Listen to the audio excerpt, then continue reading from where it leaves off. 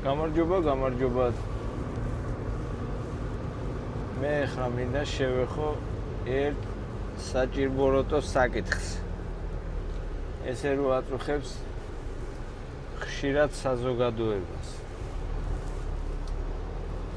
ბევრგან ჯგუფებში შემხედრია ხოლმე კითხვები, რომ აი რა ხდება ტრაქზე, რამდენი იშოვება, რა შეიძლება გამოიმუშაოს ძღოლმა, ღირს თუ არა ტრაქზე მუშაობა დღევანდელ პირობებში და ასე შემდეგ. პასუხები არის, რა თქმა უნდა, არაერთგვაროვანი. ზოგი რას ამბობს და სწორიც არის, იმიტომ რომ ყველაფერი არის ინდივიდუალური. ესე ერთ პიროვნებაზე მაგალითს ვერ აიღე. თუმცა ეხლა მე გადავწყვიტე. ეხლა გადავწყვიტე გავაკეთო ერთკვირიანი ვიდეო, სადაც ჩავწერ ერთი კვირის სამუშაო გრაფიკს, ტვირთების აღებას, ჩამოცლას, თუ სად მივდივარ, სად ვიღებ ტვირთს, სად უნდა ჩამოცალო, რამდენი მაილია გასავლელი, რა სახის ტვირთია და ასე შემდეგ. ეს ერთი კვირა გაგრძელდება და ერთი კვირის განმავლობაში დავიანგარიშებ გროსი რა გამომივა მთლიანად კვირის განმავლობაში. შემდეგ რა თქმა უნდა გამოვაკლდეს იმ კვირის ხარჯები, რაც იყო გაწეული და ნახავთ საშუალოდ რა შეიძლება გამოიმუშაოთ ტრაქზე მუშაობით. თუმცა აქაც მინდა აღვნიშნო, რომ ყველაფერი არის ინდივიდუალური. ამ შემთხვევაში მე ეს ტრაქი რახან ჩემია და უკვე გამოსყიდული მყავს, არ მაქვს პეიმენტები, არც ბანკში, არც კომპანიაში ტრაქთან დაკავშირებით. შესაბამისად, უფრო მეტი შეღავათი მაქვს. ვითვლები owner ოპერატორად და მუშაობ ჩემ თავზე, რა თქმა უნდა, კომპანიასთან ერთად. კომპანიასთან მაქვს ხელშეკრულება გაფორმებული და ისინი მიწევენ დისპეჩერობას. მე მგონი საინტერესო გამოვა და ყველანი ვნახავთ რა შეიძლება დღევანდელ პირობებში კონესტოგაზე მუშაობით გამოიმუშაო owner ოპერატორმა. მძღოლებს რაც შეეხებათ, მძღოლები მუშაობენ ინდივიდუალურად ხელფასზე. ანუ წინასწარ არიან მოლაპარაკებულები თუ რამდენს მიიღებენ. მაგალითად, ზოგიერთი მძღოლი პროცენტზე მუშაობს და გროსის 30%-ს იღებს, ზოგიერთი კი მაილაჟზე და გავლილი მაილების მიხედვით უანგარიშებენ ხელფასს. ამიტომ მათი, მძღოლის პოზიციიდან გამომუშავებული თანხა და ჩემი პოზიციიდან გამომუშავებული თანხა ერთმანეთს ვერ დაემთხვევა ვერასოდეს. თუმცა გროსი ყველგან შეიძლება საშუალოდ იანგარიშო გროსიდან, იგივე დაუშვათ ჩემი გაკეთებული კვირის გროსიდან, რა შეიძლება შეხვედროდა კომპანიის მძღოლს.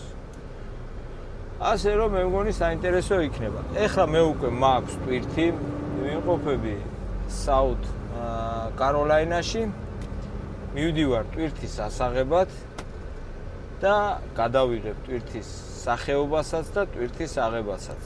იქიდან დილით უნდა ვიყო ტენესში, იქ უნდა დავიცალო და დანარჩენი უკვე ვნახოთ როგორ გაგრძელდება. მე ახლა თან მყავს ახალი დისპეჩერი, რომელთანაც ჯერ არ მიმუშავია და აზრი არა ვარ როგორი იქნება ეს კვირა, მე თვითონ არ ვიცი და ველოდები და ვნახოთ რას იზავს ჩვენი დისპეჩერი და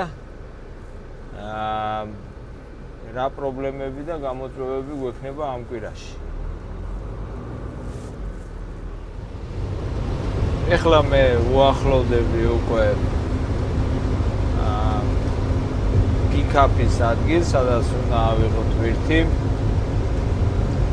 ამ ტვირთთან დაკავშირებით მინდა თქვა, რომ ტვირთის სახეობა არ წერია rate confirmation-ში დოკუმენტებში. თუ რა ტვირთი უნდა ავიღო, ესეც ხდება ხოლმე. ვიცი მხოლოდ რომ არის პალეტიზირებული, ანუ პალეტებზე აწყვია. წონა არის 45600 პაუნდი, რაც საკმაოდ ძიმია. და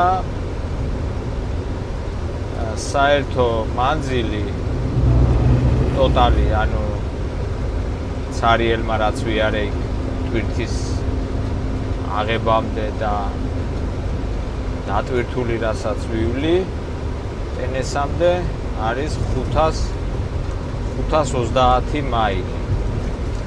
ტვირთი უნდა იყოს ხვალ დილით 8 საათზე ტენესში. ამ ტვირთში ბროკერი იხდის $1275 და თუ გავყოფთ გასავლელ მაილებზე გამოდის მაილზე გამოდის $2.40. ნუ არც გადასარევია და არც ცუდია.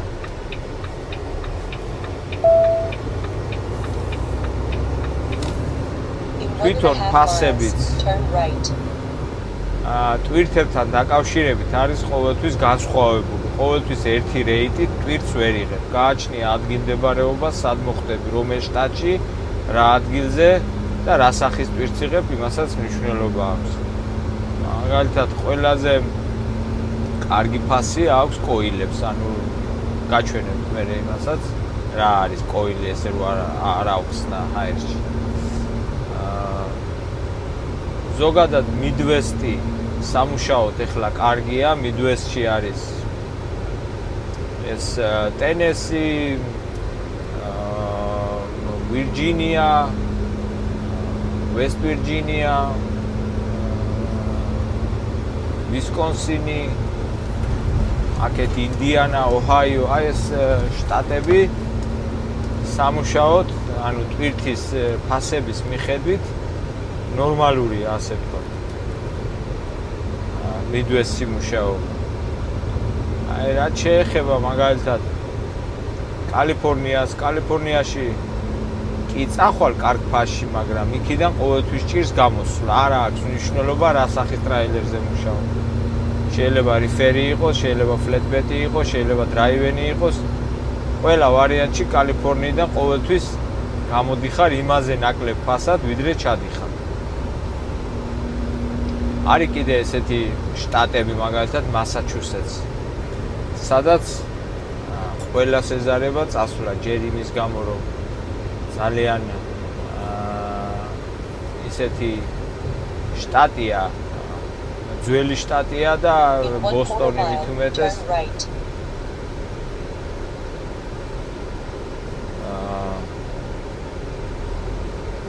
ძალიან გადატვირთულია და ვიწროა. და ფასი იქიდან დაუშვათ, აქედან რო ჩახვიდე სიტყვაზე $2, იქიდან მოდიხარ $1. და ამიტომ მე ხომ მეზარება და ვიცი რომ ძალიან ბევრს ეზარება. იქით წასვლა. ეხლა მოვედი პიკაპზე. In 1/4 mile, arrive at 582 Willamette Road, Bennettsville, South Carolina, 29512 on the left. აქ არის ეხლა როგორც ხედავ. გარდი, ანუ დაცვა დგას, სადაც უნდა გავაკეთო ჩეკინი, უნდა უთხრა. თანწონიანი ესე მე მგონი, უნდა უთხრა ტვირთის ნომერი, რომ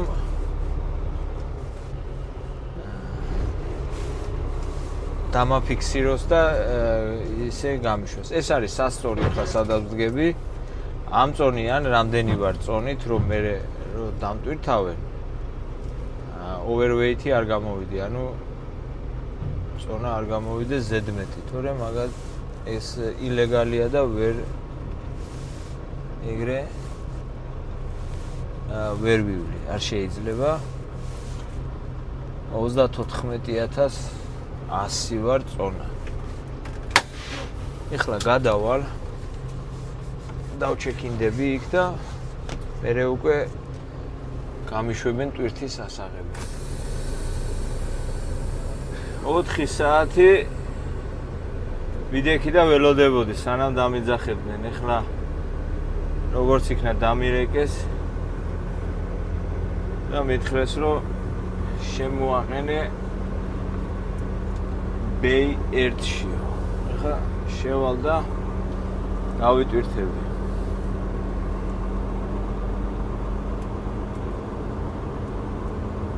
არც ვიცი რა მასალაა, მაგრამ სავარაუდოდ გონია, რომ ხის მასალა უნდა იყოს.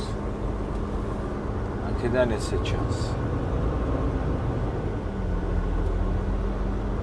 ნახოთ.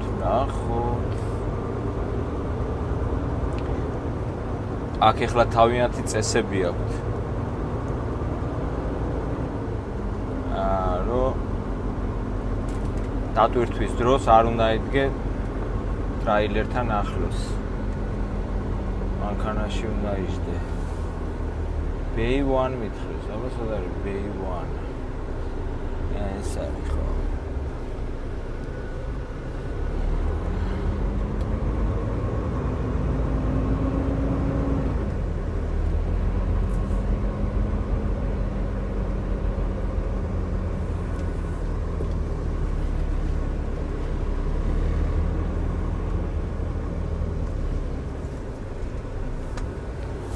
შევიდეთ და დავიტვირთოთ. ისეთი ტენია, სიცხე. კონდიციონერს ვერ გამორთა. და ამდენი ხანი რო ველოდები საშინელებაა. ზაფხული ესეა.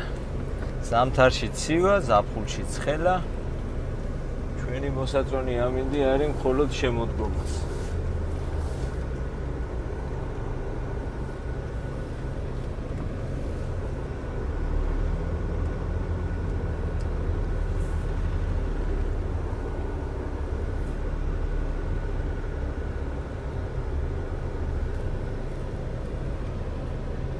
არ ვიცი რის გადაღება შევძლებ, მაგრამ ვეცდები მაქსიმალურად, როცა დატვირთავენ, გადავიღო.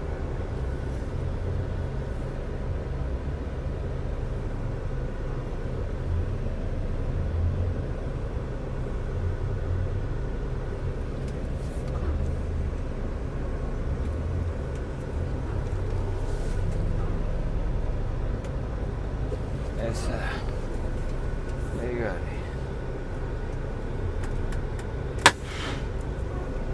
გადავალ ეხლა და მოვაწესრიგებ კონესტობას დასატვირთად. ეხლა ეს რას აკეთებს? ეს არის ფლეტბედი, რომელიც დატვირთა. ამას მაგ გადაეფაროს ტარპი. და სანამ ტარპი გადაეფარება, აი ესეთ ცელოფანს აკრავს ზემოდან. და მერე ამაზე გადავა უკვე ტარპი. ეს არის დამცავია დამატებით. მე არასოდეს არ მინახავს, რომ ეს ცელოფანი გადაეკრას, მაგრამ ამათ აქვთ ეგეთი წესი ეთქობა.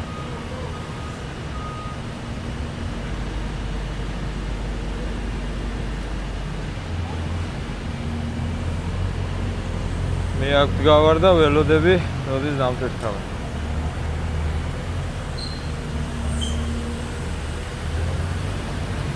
აი ახლა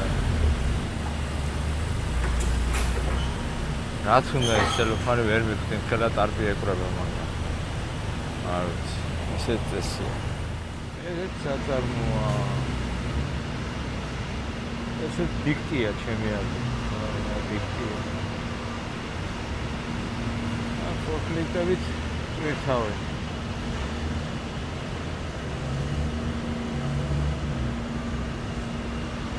ოთხი საათი დამაკარგინეს. ეს დრო ეხა მემაკლდება სიარულში. მე ვიკლებ ამას, იმიტომ რომ ამის გულისთვის ეხლა ღამე უნდა ვირბინო, რომ დილით იქნება.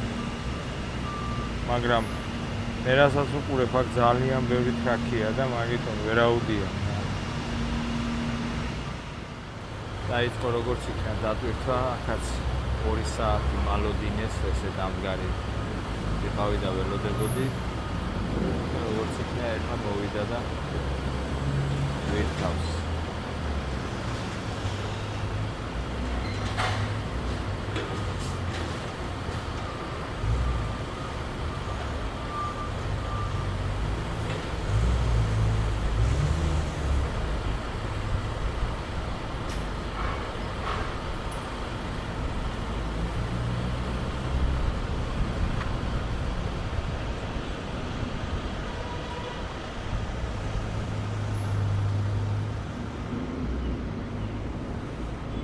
სიცხეა საშინელი.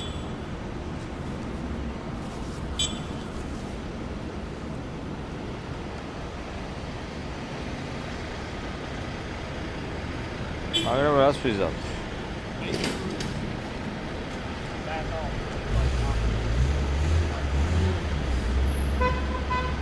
მოგვიწევს გაძლება.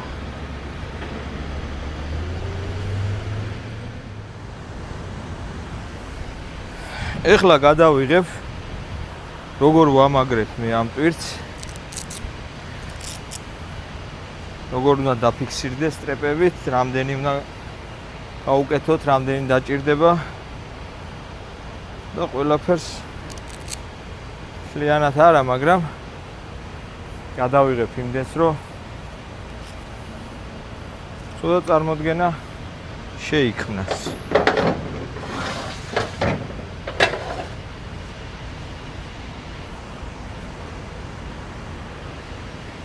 სასწორიც მიყენია და ვამოწმებ ხოლმე, რომ რამდენია ტონა ტრაილერ აქსელი. აი ესე იქნება.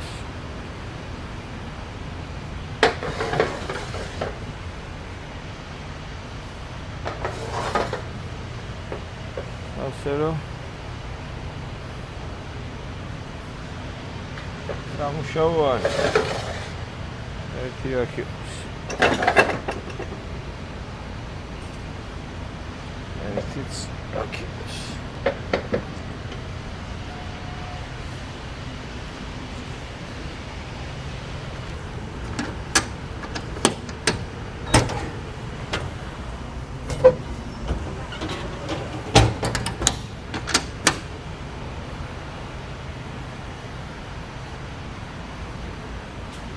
დრო დამაკარგინეს. მაგრამ ხდება ხოლმე ასეთი რაღაცები. ხანისია, ხანასია. ხან კარგად ემთხვევა დროში, ხან ცუდად.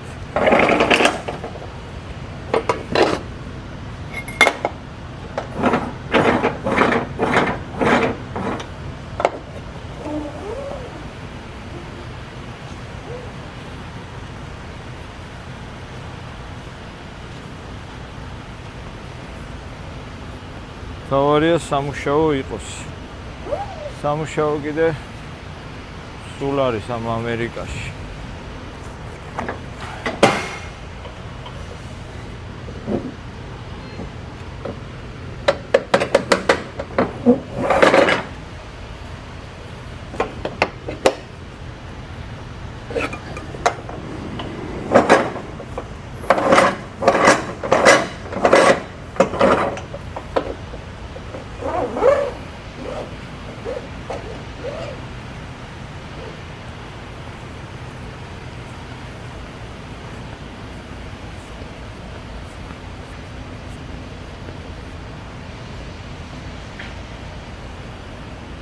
კიდე ისე თქმა მინდოდა.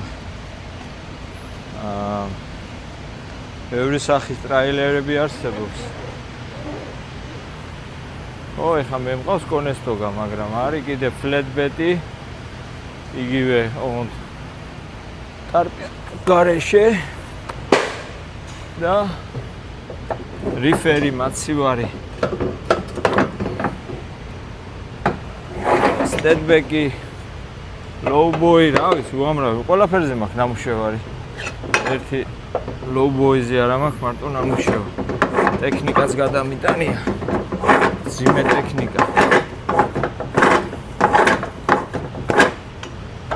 და კონესტოგაზე რატო შევაჩერე 2 წელია უკვე კონესტოგაზე შევაჩერე არჩევანი, იმიტომ რომ ჯერეს ერთი ფლეტბედისგან განსხვავებით ტარპის წვალება არ მჭირდება გადაფარება. ეს ადვილია მაქვს.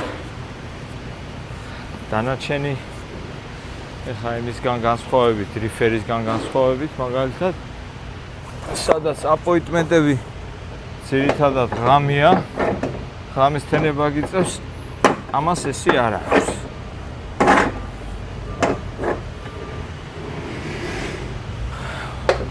მეტი აქტიურობა გიწევს მუშაობის დროს, სულ არ ზიხარ, ჩამოდიხარ მუშაობ, რაღაცა ხელს აქნევ რა.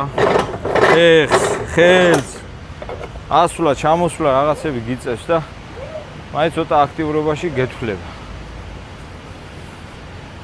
რო კუნთები სულ არ მოდუნდეს.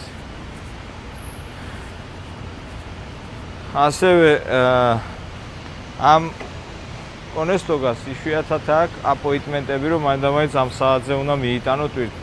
აქვს, მაგრამ არც თუ ისე ბევრი. ასევე ამის გამო გიწევს, არ გიწევს უბრალოდ ღამის თენება და ღამე გძინავს. მეტწილად, თუ რა თქმა უნდა, დატვირთვის დროს შეგაგვიანეს, ან გვიან არ აიღე ტვირთი და მის გამო არ მოგიწია ღამის სიარული. დღეს მაგალითად ეხლა მომიწევს ღამის სიარული, იმიტომ რომ 500 მაილი, 530 მაილი უნდა გავიარო. ღამე მე გავჩერდები, ცოტას წაუძინებ და დილით 8 საათზე მივიტანე.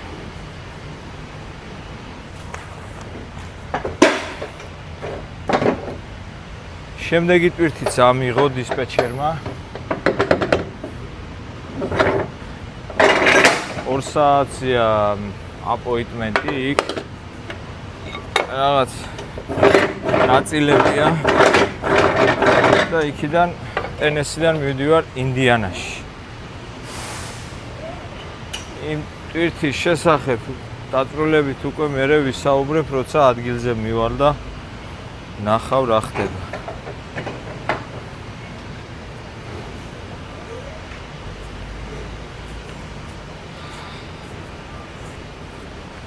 ეს თითო სტრეპი ამას აწერია კიდევაც 5400 ელბის უძლებს.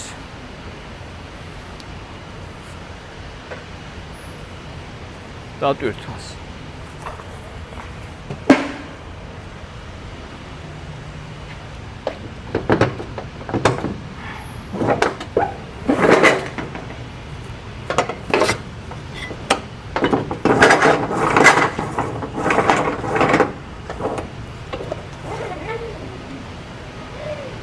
შესაბამისად, წონა რამდენიც გაქვს, იმის მიხედვით ანაწილებ.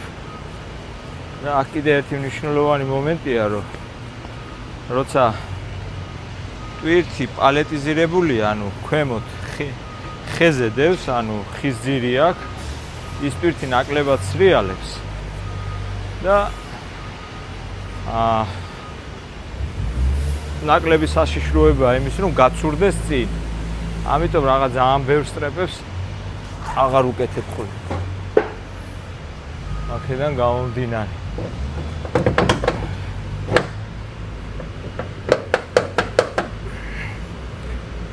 ეს იჭედება.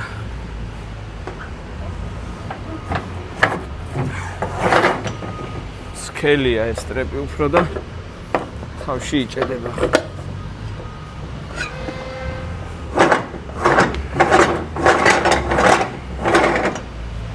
ესე იგი, თავი ბოლო 3-3 სტრეპი, შუაში 2 სტრეპი საკმარისია.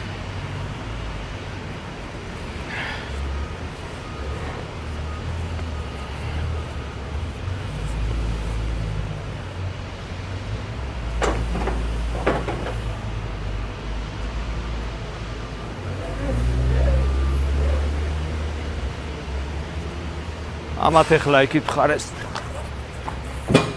ტრაილერს ამოსაყრელი აქვს, ამოუყრი და მე ამებს დავჭიბავ და სულ ეგ არის. ეხლა აღარ მოგაწყენთ თავს გავთიშა. მაგრამ უკვე იცით იქით ხარეს ამოუყარე ტრაილერს დავამაგრე სტრეპები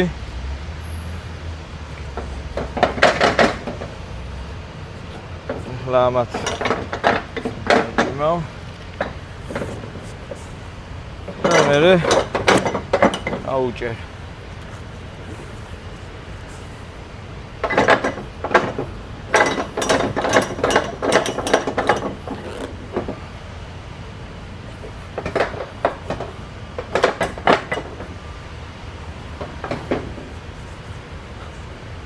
აი ასეთ ტვირთებს ხშირად არის რომ კორნერ პროტექტორებს უკეთებთ რომ თუ მახვილი აი ეს კუთხეები აქვს შეიძლება რემენი გაგიჭრას გაგიწყვეტობს ამ შემთხვევაში ახლა ამას ზემოდან ადევს მუყაოს სქელი ქაღალდი და არ დაჭირდება კორნერ პროტექტორი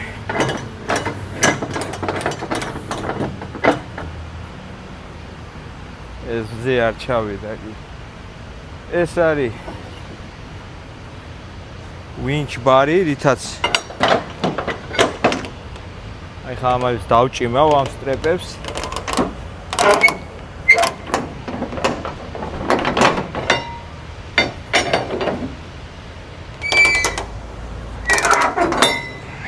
რო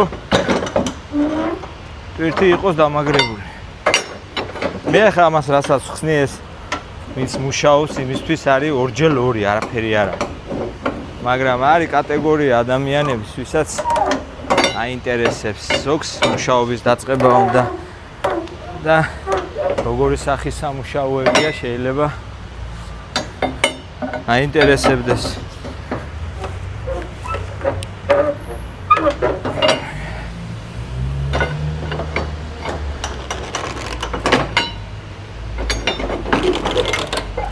და მაგიტომ ვაჩვენებ ამას. რა ესე გამოცდილ ტრაქერებს რა უნდა აუხსნა იქით გასწავლი.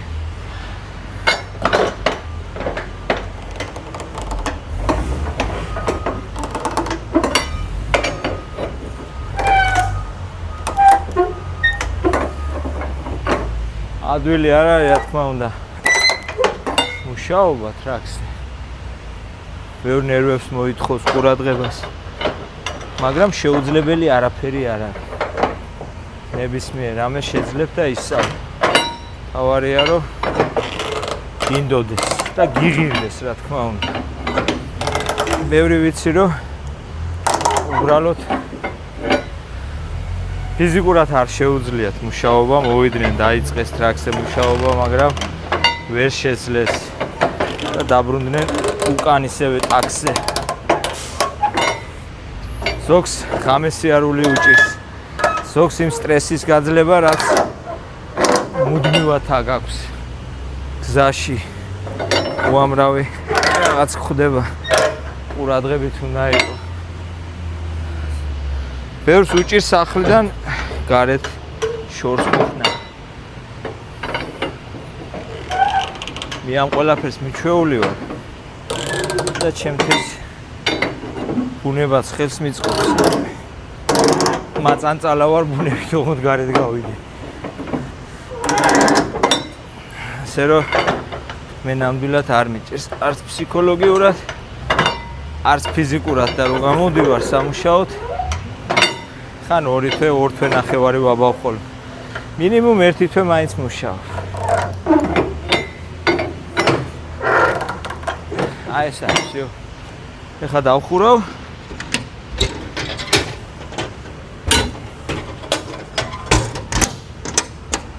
დავხურავ ეხლა კონესტოკას და წავალ, თორე დამაგვიანეს ამაჩვენე ძალიან. მანამდე უნდა ავიღო საბუთები ამის ტვირთის ოფისში.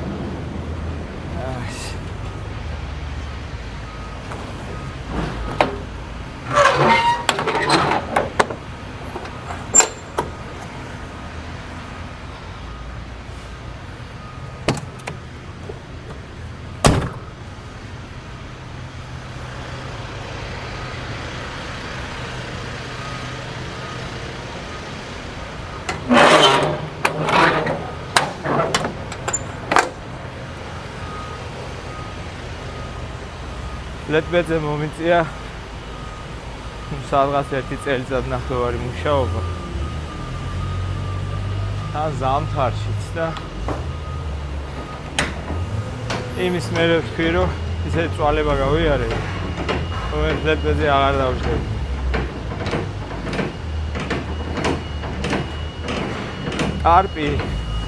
ტარპის გაშლა, დაკეცვა, გადაფარება, მოხსნა ისევე დაკეცვა, შენახვა, თან ეს წვიმაში რო სველდება, მძიმდება, თოვლში იყინება და ძნელია სამუშაოდ.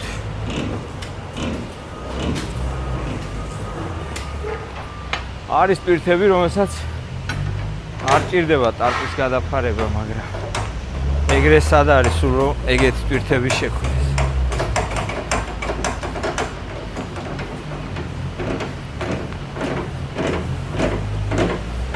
ამიტომ მეჩვენია კონესტოგით მუშაობა.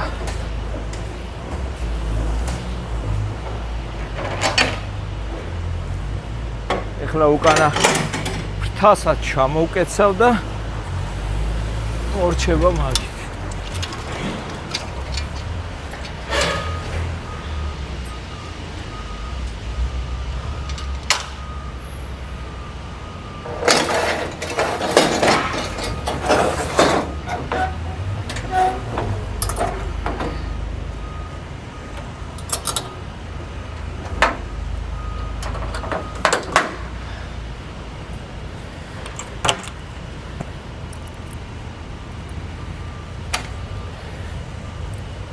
ერთი ლეოსი ღამესიარულს ის აქვს, რომ გზა ასე თუ ისე ცარიელია და გიწევს